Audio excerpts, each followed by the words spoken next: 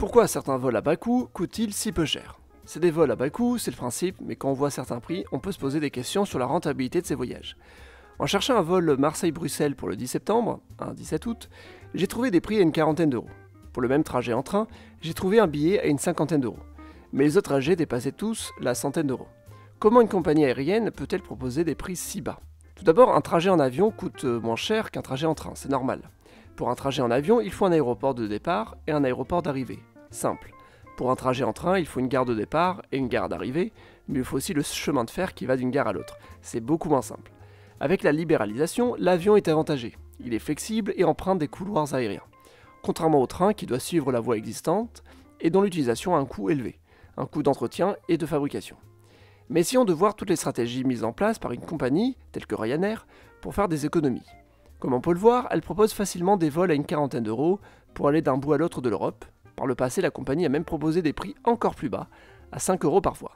Mais comment tout cela fonctionne? Tout d'abord, Ryanair a de nombreuses lignes. Elle peut se permettre de mettre des prix plus communs sur les lignes les plus populaires et parallèlement des prix très bas sur d'autres lignes moins connues. Ces prix bas ne concernent que certaines périodes creuses pour les premières places vendues. Ce sont des prix d'appel. Un prix d'appel est un prix très bas qui sert surtout à attirer une clientèle pour faire connaître un produit ou un service. Il faut plus voir cela comme une stratégie publicitaire. Si je cherche un vol Marseille-Bruxelles pour la fin août, je me retrouve avec des prix à plus de 200 euros. Et c'est souvent la seule solution, ou du moins la seule solution directe. Ce qui fait qu'en moyenne, les prix des achats des billets sont plus élevés que ces prix attractifs. L'important, c'est surtout que la clientèle connaisse la compagnie et s'y habitue. Évidemment, ces prix de billets ne sont pas rentables pour Ryanair. La compagnie va donc devoir gagner de l'argent autrement. Elle va donc mettre en place des prix ancillaires, c'est-à-dire des frais de service. Un billet d'avion coûte 40 euros? Pas de problème. Par contre, pour avoir une valise en cabine, il faut payer 26 euros supplémentaires. 38 euros si on veut aller jusqu'à 20 kg. Pendant le vol, les services à bord sont proposés, à un prix bien élevé. Rien ne sera gratuit dans la nourriture et les boissons. Ou même les jeux à gratter ou les calendriers autrefois. Car oui, autrefois, Ryanair vendait dans ses avions des calendriers avec ses hôtesses de l'air. Ça a été abandonné en 2015. Ryanair propose aussi des services inutiles tels que l'assurance du vol, ça ne sert à rien mais c'est toujours une dépense qui rassure artificiellement le client. Sur le site, Ryanair fait la promotion de services externes comme les hôtels et locations de voitures. Cette publicité n'est évidemment pas gratuite, c'est un revenu pour Ryanair. À ces services s'ajoutent les malus. Quand on achète un billet, il faut faire l'enregistrement en ligne via la plateforme sur le site internet. On ne veut pas la faire moins de 2 heures avant le départ. Si on oublie, on paye un malus. On ne veut pas la faire plus de 24 heures avant le départ. Comme ça, impossible de la faire en même temps qu'on achète le billet. Et ça permet d'augmenter les chances d'oublier de le faire. C'est une stratégie punitive. Pareil pour le bagage, s'il s'avère trop gros ou trop lourd, on fait payer un malus plus élevé que le prix proposé en ligne. Évidemment, si vous voulez modifier un vol ou le nom du passager, les coûts de modification sont élevés. Avec cela, on a vu là où Ryanair arrive à se faire de l'argent. Maintenant, il faut voir là où il arrive à faire des économies par rapport à des compagnies classiques.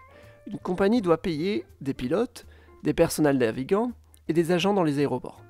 Ce personnel peut coûter cher dans les compagnies classiques car il faut parfois le loger dans des hôtels. Mais pas chez Ryanair. Ryanair se débrouille toujours pour que le personnel navigant retourne chez lui à la fin de la journée, en utilisant le concept de base. Ryanair va prendre un aéroport et en faire une base. Les avions seront stockés dans cette base pendant la nuit. En journée, les avions vont faire des allers et retours vers la base ou des triangulaires en retournant à la base, de telle sorte que le personnel navigant puisse rentrer chez soi à la fin de la journée. Autre économie réalisée, les avions sont toujours les mêmes, des Boeing 737. Cela signifie que n'importe quel pilote chez Ryanair peut piloter n'importe quel avion. Pareil pour les techniciens. D'ailleurs, n'importe quel avion peut se voir changer de ligne à n'importe quel moment. Et pourquoi le Boeing 737? Car c'est l'avion le plus moyen. Il permet d'accueillir un peu moins de 200 passagers, ce qui est la taille la plus rentable. Ryanair doit donc se débrouiller pour qu'il y ait environ ce nombre de personnes qui voyagent sur les lignes proposées. Et dès qu'une ligne n'est plus assez rentable, on la change. Si elle est trop populaire, on rajoute des avions. Bref, Ryanair peut être flexible avec ses avions. Mais une des plus grandes économies de Ryanair se fait dans le choix des aéroports. Comme je l'ai dit précédemment, j'ai cherché des vols entre Marseille et Bruxelles. En réalité, ces avions ne vont pas à l'aéroport de Bruxelles, mais à celui de Charleroi, situé à plus de 50 km de Bruxelles. L'aéroport de Charleroi étant moins populaire, il permet d'avoir des taxes aéroportuaires plus faibles. Ryanair utilise cet aéroport comme base, les avions y restent pendant la nuit, il faut payer les stationnements. Vu que l'aéroport est loin, il faut des navettes qui vont faire le trajet entre l'aéroport et Bruxelles. Ces navettes peuvent parfois coûter une vingtaine d'euros, ce qui augmente considérablement le prix total du voyage. Mais à l'achat du vol, on ne le voit pas. Et il se peut même que Ryanair prenne une commission dans ces trajets qui existent grâce à lui. A l'origine, Ryanair, compagnie créée en 1985, ne proposait que des vols entre Londres et Dublin. En 1997, elle a commencé à proposer des vols vers Charleroi, qui deviendra sa base continentale en 2001. Mais comment sont choisies les bases chez Ryanair? La principale base de Ryanair est celle de Londres Stansted, car Ryanair est à l'origine surtout une compagnie pour les Londoniens qui veulent aller en Irlande, et par extension, aller en Europe. Le ciel européen ayant été libéralisé en 1997, c'est à partir de cette date que Ryanair a proposé des vols ailleurs qu'en Irlande depuis Londres. Dublin est la deuxième plus grosse base, la ville d'origine de Ryanair. En dehors des îles britanniques, Ryanair s'est d'abord installé à Charleroi en 2001 pour en faire une base continentale, puis en 2003 à Bergame non loin de Milan. Aujourd'hui, Bergame est la principale base aérienne sur le continent européen et la troisième au total. Mais pourquoi Bergame est devenue la principale base à Ryanair sur le continent? Les avantages sont nombreux. Premièrement, Bergame se situe dans la Banane Bleue, la grande zone européenne très peuplée. Mais elle se situe dans la partie sud de la zone, celle qui est séparée par les Alpes du reste. C'est donc la moins accessible. Si elle est moins accessible, il est plus utile d'y aller par avion que par train.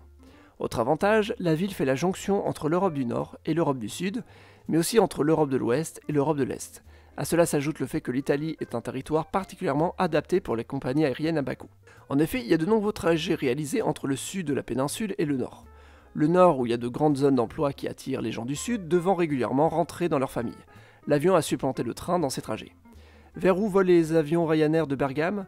Tout d'abord, le principal pays pour les destinations est l'Espagne, dont de nombreuses villes sont touristiques et peuvent attirer une clientèle du nord de l'Italie. 18 destinations sont proposées en Espagne. En Italie, 13 destinations sont proposées, et 13 destinations sont proposées en Grèce. Ensuite, il y a 8 destinations en Pologne et 9 destinations au Royaume-Uni. Bergame est donc surtout centré sur l'Espagne, l'Italie et la Grèce, les trois principaux pays d'Europe du Sud. De manière générale, Ryanair domine dans ces pays, en ayant réussi à supprimer toute concurrence. Dans les capitales moins achalandées, Ryanair peut se permettre de se baser dans les aéroports internationaux. Par exemple à Bucarest, Ryanair est basé dans le principal aéroport à Otopeni. Il dessert de nombreuses destinations, dont 11 villes rien qu'en Italie, principal pays des destinations, et pays avec le plus de destinations Ryanair. Ryanair profite du lien qui existe entre l'Italie et la Roumanie, le fait qu'il y ait une grande communauté immigrée roumaine en Italie par exemple.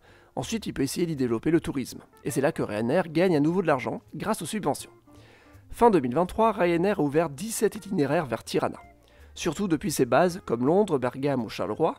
Grâce à ces lignes, l'Albanie s'ouvre à un nouveau tourisme de gens qui n'auraient pas eu l'idée de venir sans ces vols. Les vols à bas coût incitent les clients à choisir les destinations en fonction.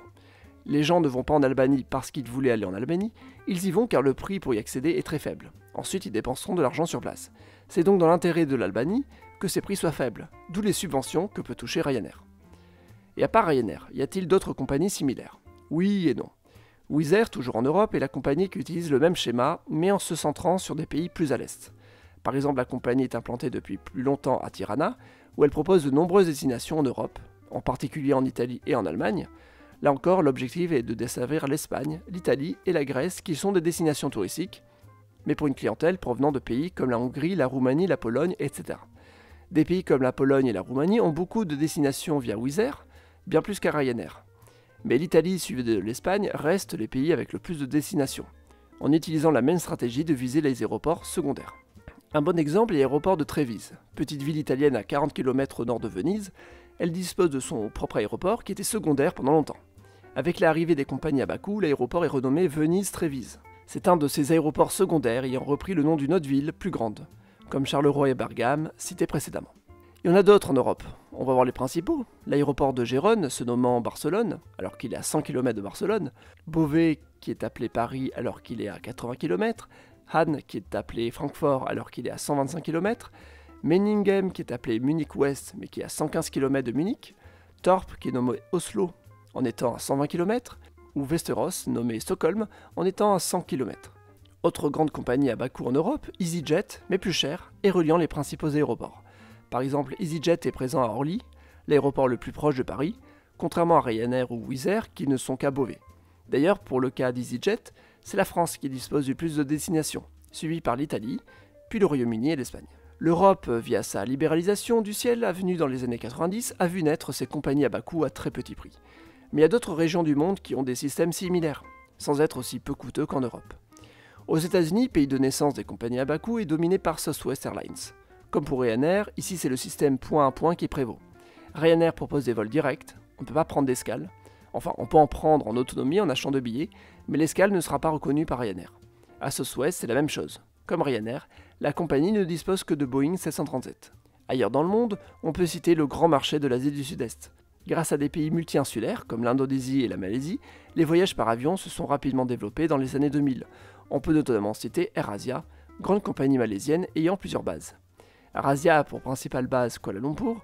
Elle dispose d'une base à Bangkok et d'une filiale dont la base est à Jakarta pour desservir toute l'Indonésie dont le marché est gigantesque.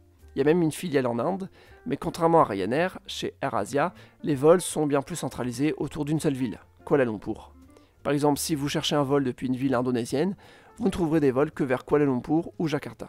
En Indonésie, grand pays, il y a une autre compagnie concurrente, Lion Air, qui dessert presque 40 destinations rien qu'en Indonésie, sans compter celles vers l'étranger, et avec plusieurs bases, Jakarta étant la principale bien sûr, mais par exemple la ville d'Ambon ou celle de Manado qui servent de pôle dans l'Indonésie orientale. Plus petit marché, celui de l'Australie, avec Jetstar comme principale compagnie. Comme pour les États-Unis, les prix restent élevés en comparaison à l'Europe ou à l'Asie du Sud-Est. Les distances sont grandes et les régions peu peuplées. Et les compagnies à bas coût mondiales ? On a pu voir des compagnies régionalisées à l'échelle d'un continent, mais y en a-t-il qui vont au-delà ? C'est rare d'obtenir un petit prix pour de longues distances. C'est difficile d'être rentable. Mais certaines compagnies ont essayé sans succès. WOW Air, compagnie islandaise basée à Reykjavik, avait tenté des vols à bas coût vers sa capitale en provenance des États-Unis et d'Europe, permettant avec une escale en Islande d'aller pour un faible prix d'un continent à l'autre. Mais la compagnie a fait faillite. Et bien voilà, j'espère avoir donné suffisamment d'informations sur le fonctionnement des compagnies à bas coût. J'ai pris comme exemple Ryanair car c'est le cas le plus extrême et la compagnie dont les prix sont les plus bas. Évidemment, chaque compagnie fonctionne différemment.